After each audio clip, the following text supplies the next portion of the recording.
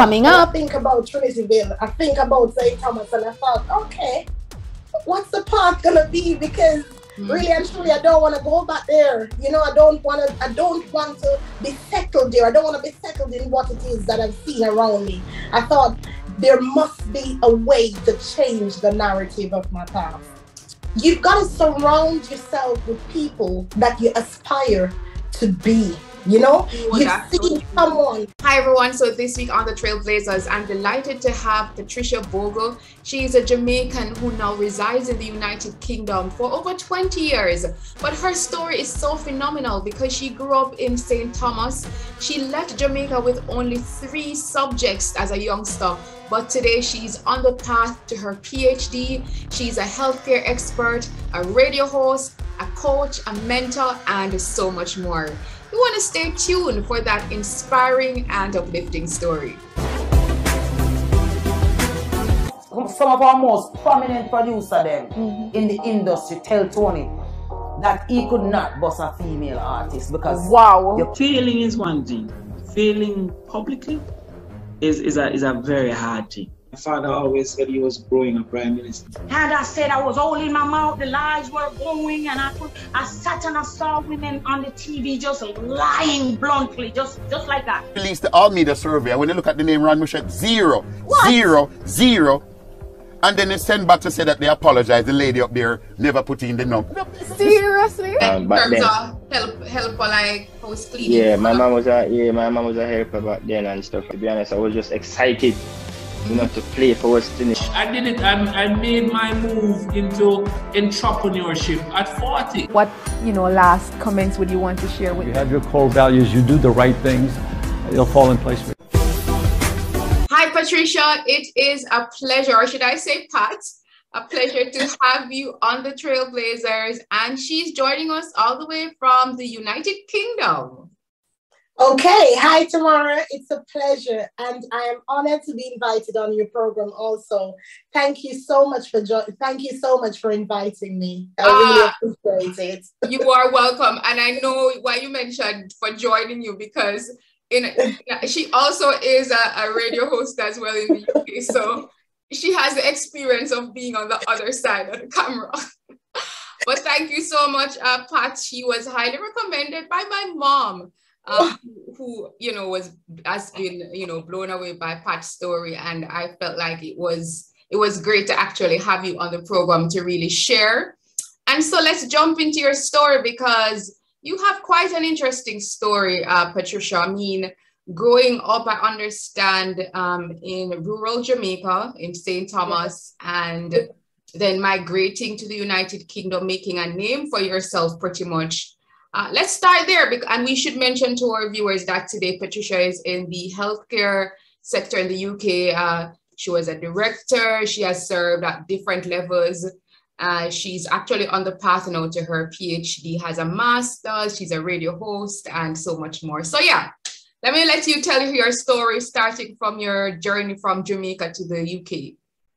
Well, first and foremost, I must play gratitude to where I'm from. I'm from a little tiny town over in rural St. Thomas, Trinityville. So I was grown up in Trinityville, and also I attended the Trinityville primary school, as you would have it, and also then Trinityville secondary, I think now renamed to Robert Lightburn Comprehensive High. So that's how my journey started in that rural little town.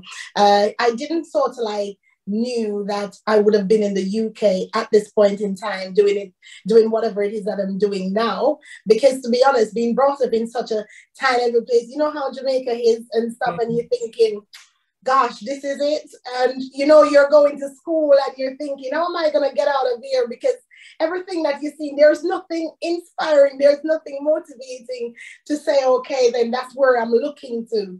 But I remember when I was attending Trinityville Secondary School, there was one teacher, because I studied agriculture science there back in Jamaica. And I remember my agriculture science teacher, Mrs. Ashley. You know, I don't know where she is today, but, you know, big shout out to her. Yes, Mrs. Ashley, she studied in the United Kingdom. So she studied in UK. And I remember her sharing her story of studying in the UK. And I thought, could that be a possibility? But, you know, Tamara, you're thinking about, could that be a possibility? Yes. But you've got no idea of how that is even going to be possible anyway. But at least she shared her story at that point.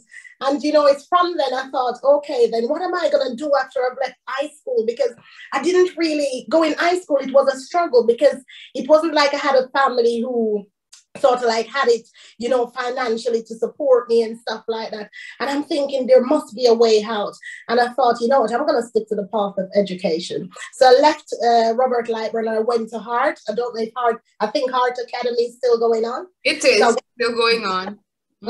Because I was good. I always, one thing growing up, always thought, be good at what it is that you're doing. Whatever it is that you've chose to do, ensure that you're good at it and make sure that you hone that skill and you absolutely craft it out and just be good at it. Somebody wake you up in the middle of the night and said, okay, you can talk them through it. And I was always disciplined in that way to make sure that whatever it is that I was doing, I was very good at it.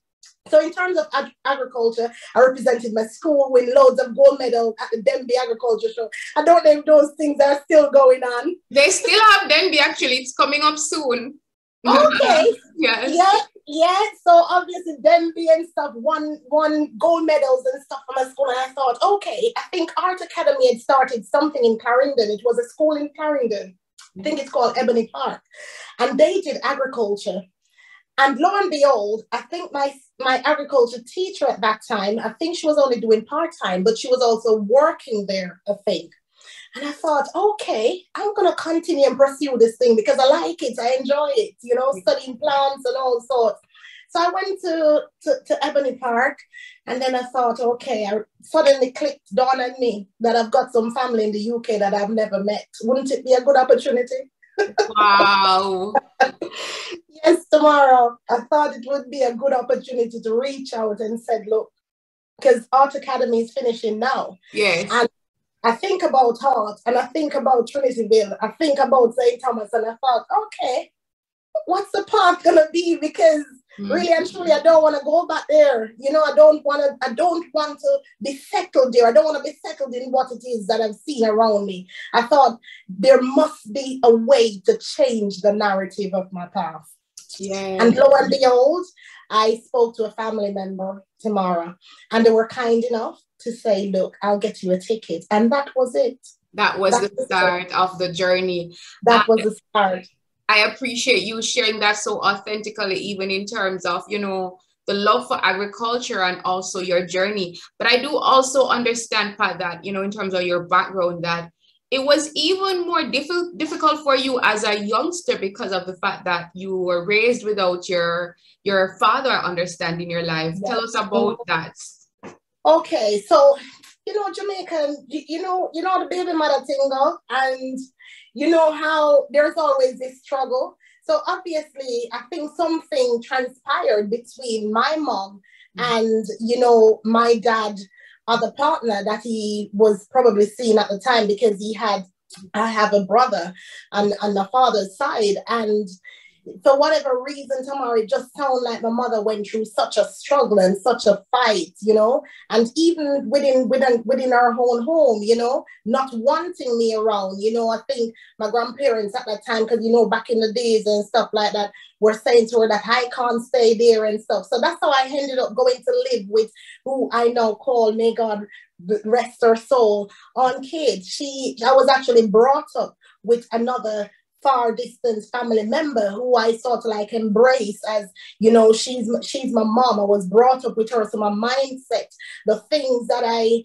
that I saw to like my moral values and stuff was wired, and as a result they had earlier impact on me. So as a result I sort of like took that on, and I took them, you know, as the family that I seen around at that point, you know. But that didn't sort of like deter me, Tamara, because, you know, I know the struggle. I understand, you know, my mother being a young girl as well and not being able to find it on her own, and having to sort of like give up on your daughter, not give up fully, but not being able to bring her up and nurture her and stuff like that. That's just a part of it. But, you know, that does not define, it's not where we start, you know. So I totally understand that. But, you know, I just went on and just be determined, you know, to make sure that there was better, you know, in terms of my journey ahead. And that's how, when I came to the UK, Tamara, when I came to the UK, trust me, I thought, okay, because you read about the UK and you read about all these beautiful things. You read about Buckingham Palace, and obviously you hear about, you know, Shakespeare and everything and all of that stuff. So you're coming with this, oh my gosh, I'm going to this land that we've actually read about and learned about in school and stuff. So okay, I came here and I thought, it's not like the way the books portrayed. Wow. It was a culture shock. It was a complete culture shock, Tamara, a complete culture shock. So I'm here. So I came to the UK in 2000. Yes. Being a young girl. Yeah. Wow, that's a long time. 2000, I was still in primary school. So you see, yes. Man, I came to the UK in 2000, Tamara, and I looked around and I could see opportunities everywhere. You know, you just see opportunity here, there, and everywhere, and you're thinking, okay, when I think of Trinityville, I think of St. Thomas, and I think of everything, I'm thinking, what am I going to do? It's a dilemma. But it wasn't such a big dilemma because I know what I wanted. I know that that wouldn't have been my story. I know that it wouldn't have. I know that this is an opportunity in order to change that narrative, you know, of where I'm coming from. So I'm thinking, okay, then, education. I've stayed in education. Mm-hmm. So continue. You know, education, and I just want to say this to any young girl or whoever it is that's listening now, that it doesn't matter where you're coming from. Education is important. Whatever it is that you're studying, make sure that you study to the point where you're looked at. You know, study to the point where someone heads this turn, irrespective of where you're coming from. Tamara, I thought, okay, I'm staying in the UK. It wasn't the initial thought or agreement for me to stay here, but I came here and I've seen opportunity. What am I going back to Jamaica to do when I know that it's not like, you understand? It's not like I had a better roles there, and I was seeing all these opportunities. So I seized the opportunity, I seized the moment. I went back to my family and I said, look, seen this course and I would like to go and pursue it. Oh my God, Tamara, I thought, you know, everybody would be in support because of something good in it. They were like, no, you can't do that because this is what, and I'm thinking, don't worry, every place you go, there's always a hurdle. We've just got to try and navigate over there. You understand? That's what the race set up for, isn't it? Yeah. So, yeah. So there were always this, and again, Tamara, your environment is important. The people that you have around you. So true. You've got to surround yourself with people that you aspire to be. You know, you see someone. Yes, I think mentorship and coaching is important, Tamara. So all this negativity, and I said, you know what, irrespective of that, this is the path that I decide to take. And I've done that, Tamara. Went on and studied child development earlier, and, you know, just sort of like trying to forge a way out, you know, and I'm thinking, okay, then studied child development, started working with children, and I thought, so I thought I'll go off to the path of social work because I thought that was good. But then when I dived deeper into social work, I realized that there wasn't much impact that you could actually make because there's so much bureaucracy and stuff and so much red tape and all of that. So I'm thinking, okay, which way can I actually practically, you know, impact some children's lives and stuff? So I sort of like became a registered children homes manager. So yes, yeah. And Tamara, I thought I would have walked into a home that was good and up and running and stuff. I walked into a home that they were about to close down, inadequate. So I'm thinking, what am I going to do? And by the grace of God, I was able to turn that place around. Oh, that's amazing. Yeah. Congratulations. Yes, I was able to turn it around within the space of a year. And within the space of a year, it became outstanding. And I sustained that outstanding for years after years, Tamara. And I thought, this thing is okay. Yes. So I said, okay, I'm going off to do some more studies. So I went off and I did my BA in leadership and management because I was doing side studies as well. That's your Bachelor of Arts. Yes, wow. Yes. So so I went off and I did that. And by the grace of God, I did well in that. And I got a part scholarship to do my MBA. Nice. So yes. So I went off and I did my MBA as well. And by the grace of God, God has sustained me, and I've done well in that as well. I got a distinction, so it's awesome. Yeah. So it's just sort of like people embracing. You've got to first embrace who you are and be authentic and true to yourself. That look, this is your circumstances. No one is going to change it for you, but you've got to have that drive. You've got to have that determination, and you've got to also be disciplined, because within all of that, tomorrow, people are going to be around you that will try to tell you that, no, I think this is the better path for you. I think this is the path that you should take. But you've got to really, really think, okay, what part do I want to go down? You've got to associate with yourself with people that are going down that path. Look, there's so many, social media is so prevalent nowadays. Yes. Back in our village without lights or whatever, they've still got a mobile phone. You understand? Yep. And they can go on and they can find things to be inspired about. And just stick a pin there, Patricia, because I really like a number of the points that you mentioned just now.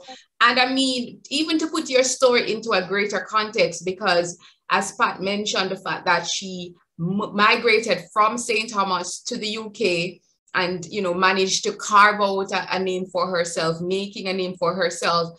But at the same time, I remember we were talking prior to this, and you mentioned that when you left Jamaica, you only had about 3 subjects. Was that the case?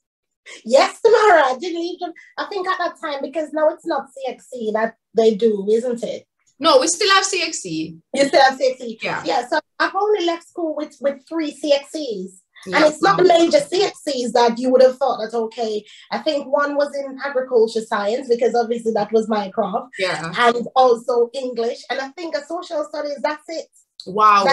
That was it, So it's not like I left school with all these subjects and stuff, because you're seeing people now and there's a lot of, sometimes they end up in this complaints and this excuse culture. Mm-hmm.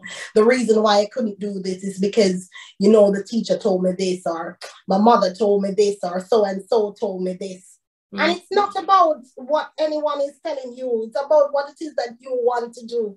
You've got to be determined. Yes. So it just goes to show that, irrespective of where you are, you can always pick up the pieces and make sure that you carry on, I really love that. And I love that point about determination. We're segueing into what you were mentioning, because I mean, determination is indeed a key attribute and quality, because your story is the story of many Jamaicans, because we know many Jamaicans have migrated over the years, continue to migrate each year to, foreign lands, the UK, America, you name it, whichever country. And in seeking a better life for themselves. Mm-hmm. Unfortunately, some don't, some take a different path. And so to me, because I'm sure at the end of the day, as you mentioned, you didn't have a gold spoon in your mouth. You would have experienced challenges. You mentioned the culture shock. And I'm sure just even to go to different classes and along, all the years that you have been in the UK, there would have been challenges as well. So to have that determination to stick through, that speaks a lot. And tell us about some of those challenges that you feel, willing that you'd want to share with the audience. Okay, so studying here, Tamara, obviously you've got to study and you've still got the bills to pay. Yeah, you've still got the bills to pay. So you've got to make sure that you're disciplined in order to make sure you're putting in the time to get those grades and stuff, because you're holding down a full-time job and you're holding down a full-time study. Wow. You know? Yes, you've got to hold on both because your bills have to pay. So I was doing that, and you find that even as well in terms of the culture shock, in terms of how things are presented here. When you go off to university or you go off to college, it's not like they're sitting down and they're teaching you. They're giving you pointers of where you need to go and get the information. Wow. So yes, so they're pointers. So you've got to be disciplined to know that even though I'm putting in this time, I'm in class now, you still have to get up. You've got to put yourself on a schedule. You've got to timetable yourself that, okay, I'm going to get 2 hours sleep. And then after the 2 hours sleep, I've got to go and study so and so. Or you've got to timetable yourself tomorrow. Yep. And juggling work as well. So at that point, you're thinking, okay, the people at work moaning at you because they think that you're showing up authentic. Because some days you just can't give it your full 100. Yeah. Some days you're tired. Some days you're tired, you know. So all those struggles as well, Tamara. But you know what? In spite of the challenges, you know, there is room and the opportunity is there for you to sort of like emerge out of it. You know, there are challenges as well, because even within your own family as well, these challenges around your children and stuff. That's why it's important to have that support network, you know. Yes. You know, I remember during that season as well, when I met your mom, and trust me, Tamara, you know you have a a prior warrior mom, don't you? I do. you know you got a mom that encourages us. I'm telling you, I remember meeting your mom. It was, trust me, she was a godsend. She was, trust me, she was a godsend, man. Trust me, we were just used to encourage each other and stuff. And I remember I was going through a real tough season, and it was when I was doing my MBA. I was saying to her that, look, I don't think I can write any more assignments, you know, because the stress in my life now, it's sort of like taking a toll. And she was like, Patricia, you can't do that because you know your mother voice already. Said, no, you can't do that. And she provided me with these books and all sorts, and trust me, the encouragement, Tamara, it was just so immense, you know, absolutely immense. And you know, one time I remember her calling me, I rang her and I said so and so and so, and she prayed for me, and I came off the phone just feeling so full of peace, you know, and vibrant again. And I thought, you know what, I've got to go on. I've got to go on because of these people. Because again, I was doing, I do this prayer line tomorrow, and there were so many people that I'm encouraging, and I'm encouraging these people that they're not realizing that you're going through your own situation as well. And I'm thinking, I can't let go of that because these people need me, but also I need to be good for myself. And taking care of yourself is important, you know. There's times when you have to take time out and take care of yourself, take care of your mind. The mind is important. You've got to guard your mind against the things that comes into it. So the conversations that you have, you know, the information that you're taking, you've got to make sure that you get good information that is productive, information that's going to help you to produce good thoughts, because the last thing you want is for, you know, the whole negativity around you when you're going through a certain situation, or someone calling you or telling you something that is completely irrelevant. You've got to guard your time, you know, and sometimes you shouldn't be easily accessible as well. To go to certain things.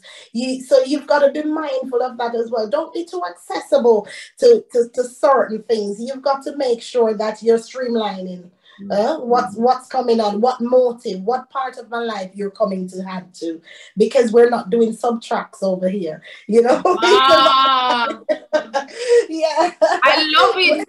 I love those tips, and I mean that's so crucial to protect your space, protect your mind, protect the very people that you have surrounding you, because they're also, you know, a part of your own journey. And I really like the part where you mentioned, because that is so real. A lot of times we may be out there as individuals, you know, as leaders, encouraging and pouring into others, but who encourages us? So it's important to have, you know, somebody, or at least some persons, or even one person in your corner that can uplift you in those moments when you feel like giving up.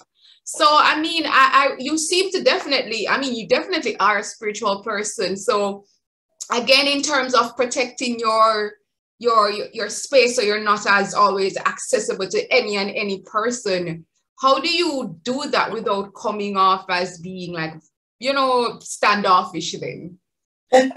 Yeah, because sometimes people are expecting you to always be there. Yeah. Basically, there's certain things. So I've got sort of like a specific number that I use for what it is that I do on the spiritual side. So if people are calling that number, no, okay, then I can streamline those. Yeah. My time, I mentor people. So there are people that, you know, that want to start businesses or don't know what direction they want to go into study and stuff like that. There are times that I set aside for that. So if you want to access to me, okay, they might reach out on Facebook and said, okay, this is what I'm thinking. I was like, okay, we'll schedule some time for that. If you don't honor that time, Tamara, that tells me that you're not a serious person. You're not serious about what it is that you want to do. You're not serious about where it is that you want to go based on this thing. So you test people out, you know, if they honor your time, you know, you honor theirs as well, you know. It's just like you ring me up if I thought, okay, then this wasn't important, I wouldn't be here. But I think it's important. It's important for somebody out there to hear, you know, a part of my story. And I hope that they're inspired by, it might be not all of it, but just a little snippet of it. And they thought, oh, so there's a ray of hope, there's something, you know. So protecting your time and scheduling as well. It's important to have a schedule. It's important. This is your time that I'm spending with you, sitting and we can talk and have a laugh and stuff like that. But this is my time that I need to go and do this. I need to read this chapter tonight, or I need to do that, or I need to review whatever. That's my time protected. So it's not all the time that I'm accessible, you know. Yeah, that's so true. And I mean, especially also looking at your own journey and your own growth, as you shared with us so eloquently, you as well being a mother. So it's not only were you juggling a full-time job and full-time school, but as a mother, like, how did you do it? Tamara, I'm still asking myself.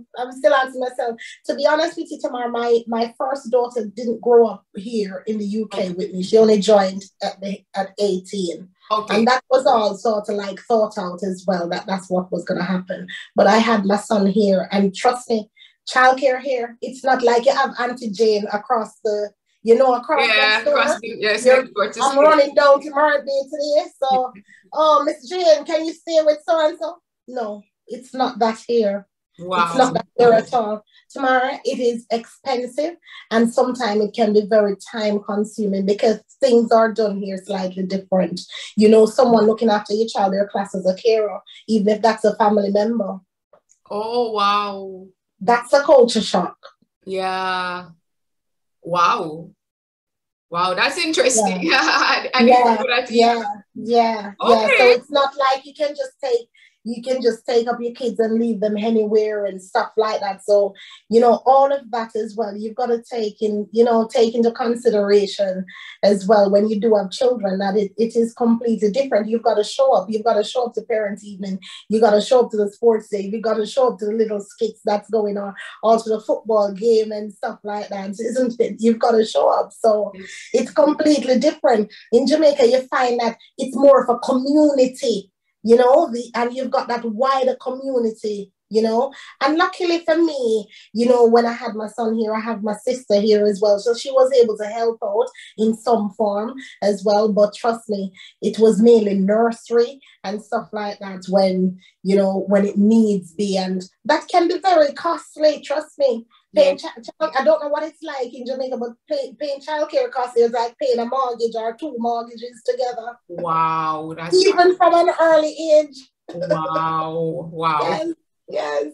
All right. So moving on, Patricia, I've been enjoying the conversation and the discussion so far. Yes. I mean, you have, persevered despite the odds. You've risen above your own circumstances, not letting the situation with your dad not around or your mom not around and being raised by somebody else, not having enough subjects, and still moving forward and accomplishing great things in your own life. So to me, I love these kind of stories because it shows that no matter what you go through in life, that you can make it.